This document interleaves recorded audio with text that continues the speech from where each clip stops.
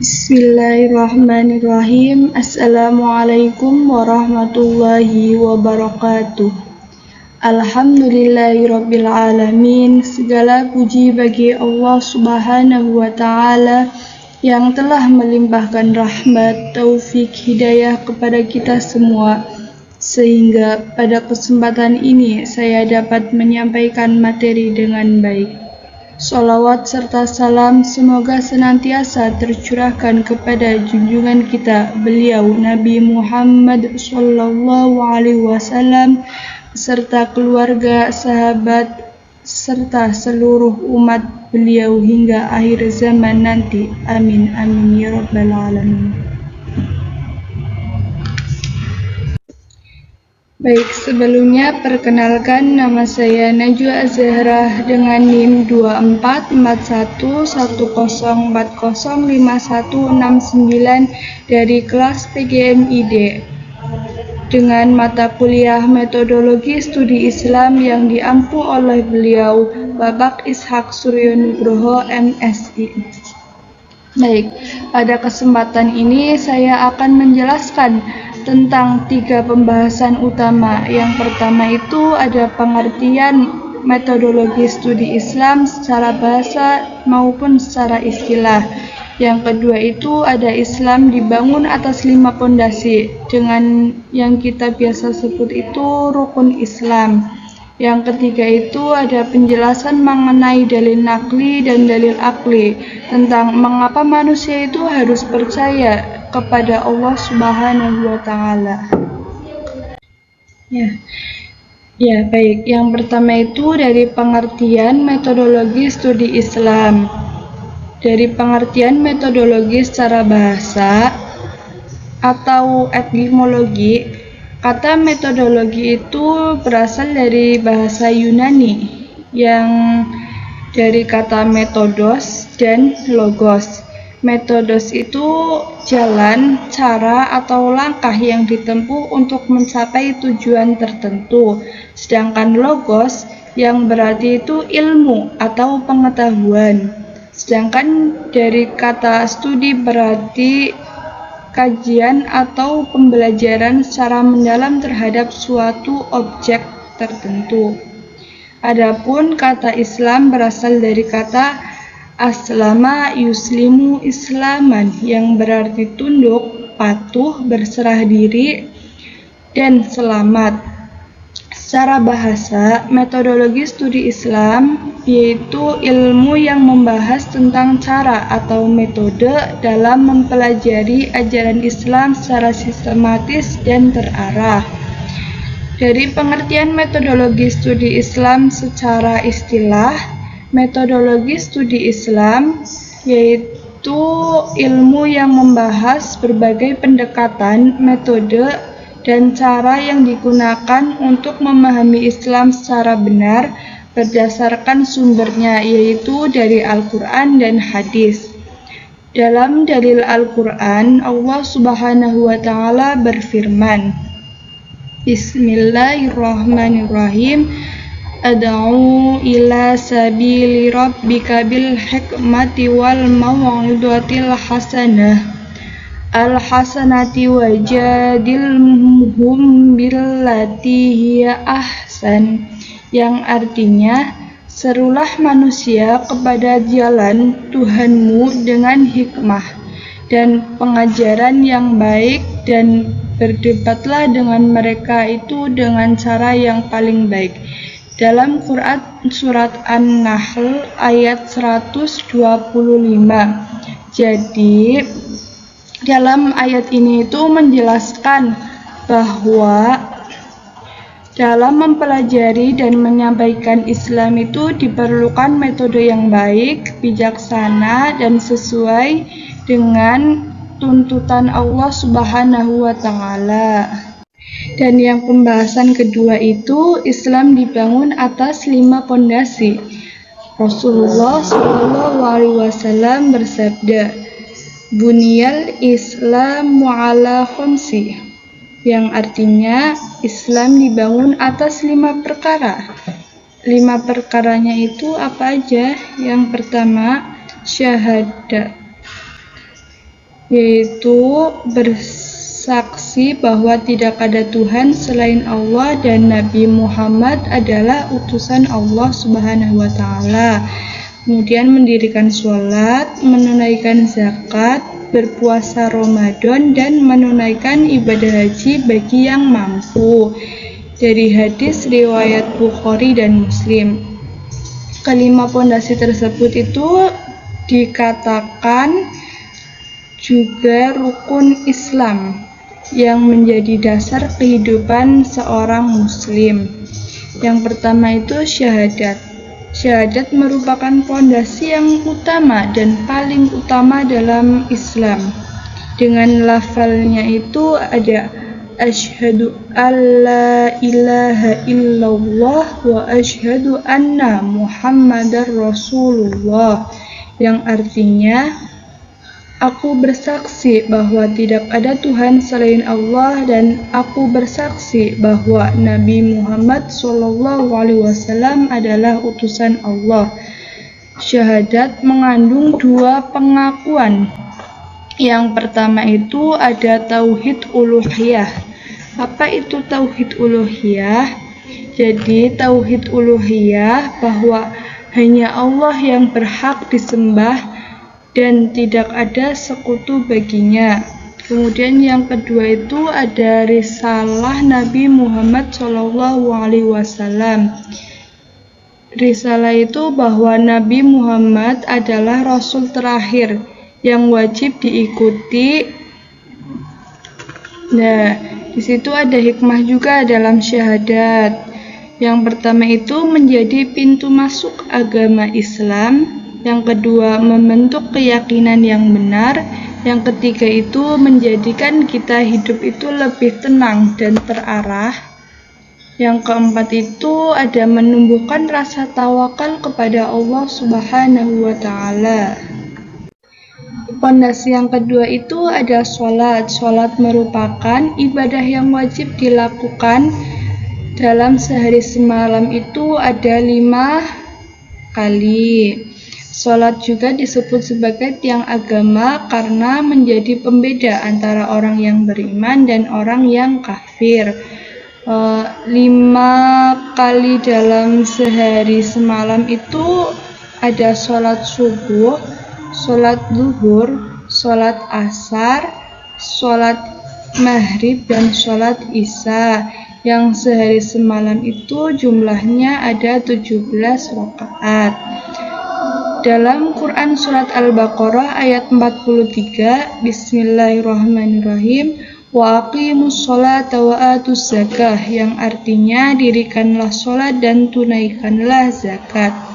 Hikmahnya sholat itu jadi kita itu mendekatkan diri kepada Allah Subhanahu wa Ta'ala, menenangkan hati dan pikiran, kemudian jadi disiplin waktu dan membentuk pribadi yang lebih bertanggung jawab dan jujur. Pondasi yang ketiga itu ada zakat.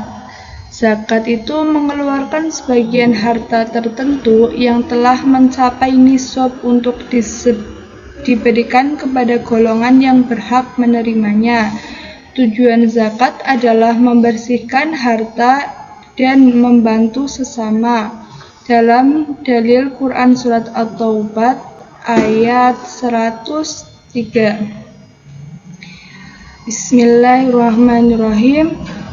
Khudh min amwalihim shadaqatan tutahhiruhum wa tuzakkihim biha, yang artinya itu ambillah zakat dari sebagian harta mereka untuk membersihkan dan menyucikan mereka.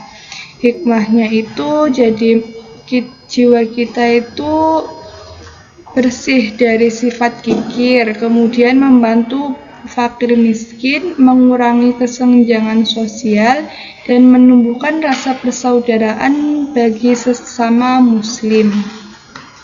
Kemudian pondasi yang keempat itu ada puasa Ramadan. Puasa Ramadan itu menahan diri dari makan, minum, dan hal-hal yang membatalkannya sejak terbitnya fajar hingga terbenamnya matahari dengan niat karena Allah. dalam Quran surat Al-Baqarah ayat 183.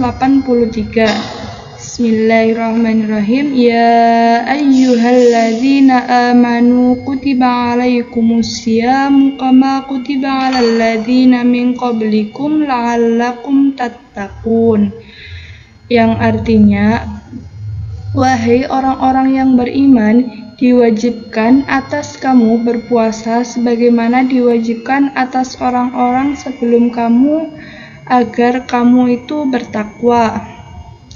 Jadi, puasa Ramadan itu puasa yang berada di dalam bulan Ramadan selama biasanya 29 atau 30 hari. Hikmah puasa itu jadi meningkatkan ketakwaan kepada Allah, melatih kita bersabar, kemudian menumbuhkan empati kepada orang lain yang kekurangan, dan menjaga kesehatan jasmani dan rohani. Yang pondasi yang kelima itu ada haji. Haji itu berkunjung ke Baitullah di Mekah untuk melaksanakan serangkaian ibadah pada waktu tertentu dengan syarat-syarat tertentu. Haji itu wajib dilaksanakan sekali seumur hidup bagi orang yang mampu secara fisik, mental, dan finansial. Dalam dalilnya, Quran Surat Al-Imran ayat 97, Bismillahirrahmanirrahim, Walillahi 'alan nasi hijjul baiti man istata'a ilaihi sabila, yang artinya, dan wajib manusia terhadap Allah adalah melaksanakan haji ke Baitullah, yaitu bagi orang yang mampu mengadakan perjalanan ke sana. Jadi hikmah haji itu menumbuhkan persaudaraan umat Islam sedunia, kemudian bisa melatih kesabaran dan keikhlasan, menyempurnakan ibadah kepada Allah, dan menghapus dosa-dosa yang telah berlalu. Nah, di sini ada pertanyaan, apakah seseorang itu tetap muslim jika salah satu pondasi itu tidak dilaksanakan? Jadi, beliau Imam Nawawi itu menjelaskan bahwa orang yang meninggalkan puasa, zakat, atau haji karena malas tidak keluar dari Islam selama ia itu tidak mengingkari kewajibannya. Adapun mengenai sholat, terdapat perbedaan pendapat di kalangan ulama. Mayoritas ulama itu dari mazhab Hanafi, Maliki, dan Syafi'i berpendapat bahwa orang yang meninggalkan sholat karena malas itu masih berstatus muslim, tetapi melakukan dosa yang sangat besar. Sementara Imam Ahmad bin Hanbal berpendapat bahwa meninggalkan sholat secara sengaja dapat menyebabkan kefakiran. Namun, apabila seorang itu mengingkari kewajiban dari salah satu rukun Islam seperti mengatakan bahwa puasa Ramadan atau zakat tidak wajib, maka menurut ijma atau kesepakatan para ulama itu, ia dapat keluar dari Islam karena telah mendustakan ajaran yang telah ditetapkan Allah Subhanahu wa Ta'ala dan Rasul-Nya. Kemudian yang pembahasan ketiga itu dalil nakli dan dalil akli tentang kepercayaan. Secara pengertian dulu ya, dari dalil nakli itu dalil yang berasal dari wahyu Allah Subhanahu wa Ta'ala, yaitu berupa Al-Quran dan hadis Nabi Muhammad. Dalil ini menjadi sumber utama dalam agama Islam. Contohnya itu adalah perintah beriman kepada Allah Subhanahu wa Ta'ala yang terdapat dalam Al-Quran. Pengertian dalil akli. Dalil akli itu dalil yang menggunakan akal pikiran kita, manusia, untuk mengetahui dan membuktikan adanya Allah melalui tanda-tanda kekuasaan alam semesta. Islam itu sangat menghargai penggunaan akal dalam mencari kebenaran. Mengapa itu manusia harus percaya kepada Allah? Jadi, karena Allah adalah pencipta seluruh alam semesta dan manusia itu diciptakan untuk beribadah kepadanya. Dalam dalil naqli dalam Quran surat Az-Zariyat ayat 56, Bismillahirrahmanirrahim. Wa ma khalaqtul jinna wal insa illa liya'budun, yang artinya aku tidak menciptakan jin dan manusia melainkan agar mereka itu beribadah kepadaku. Ayat ini menjelaskan bahwa tujuan penciptaan manusia adalah untuk menyembah kepada Allah Subhanahu wa Ta'ala. Nah, yang kedua itu dari dalil akli. Secara akal sehat, sesuatu yang pasti memiliki pencipta. Jadi misalnya itu ketika kita melihat sebuah bangunan yang megah, kita pasti meyakini bahwa ada arsitek dan pekerja yang membangunnya. Tidak mungkin bangunan itu berdiri sendiri dengan kokoh. Ada pula dengan alam semesta yang luas dan teratur. Ada matahari terbit setiap pagi, kemudian bulan bisa mengelilingi bumi, kemudian sampai pergantian siang dan malam. Dengan teratur itu pasti tubuh manusia juga memiliki sistem yang sangat sempurna. Dari semua keteraturan tersebut tidak mungkin terjadi dengan sendirinya. Pasti ada zat yang maha kuasa yang menciptakan dan mengaturnya semua itu, yaitu Allah Subhanahu wa Ta'ala. Dalam dalil Al-Quran, Quran surat Al-Imran ayat 190, Bismillahirrahmanirrahim. Inna fi khalqis samawati wal ardi wa ikhtilafil laili wan nahari la ayatil li ulil albab. Yang artinya itu sesungguhnya pada penciptaan langit dan bumi serta pergantian malam dan siang terdapat tanda-tanda bagi orang-orang yang berakal. Ayat ini menunjukkan bahwa Allah Subhanahu wa Ta'ala memerintahkan kepada manusia untuk menggunakan akalnya dalam merenungkan ciptaannya, sehingga semakin yakin terhadap keberadaan Allah Subhanahu wa Ta'ala. Ya, dengan demikian pembahasan mengenai pengertian metodologi studi Islam, kemudian 5 pondasi dalam Islam, serta dalil naqli dan dalil akli tentang pentingnya beriman kepada Allah Subhanahu wa Ta'ala. Jadi, kesimpulannya, metodologi studi Islam itu merupakan ilmu yang membahas cara memahami Islam secara benar.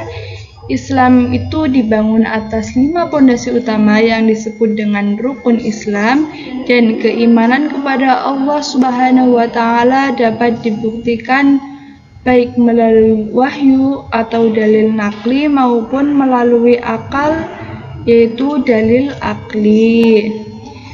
Ya, baik, semoga pembahasan ini dapat menambah wawasan, memperkuat iman, dan menjadikan kita itu sebagai hamba yang senantiasa menjalankan ajaran Islam itu dengan sebaik-baiknya.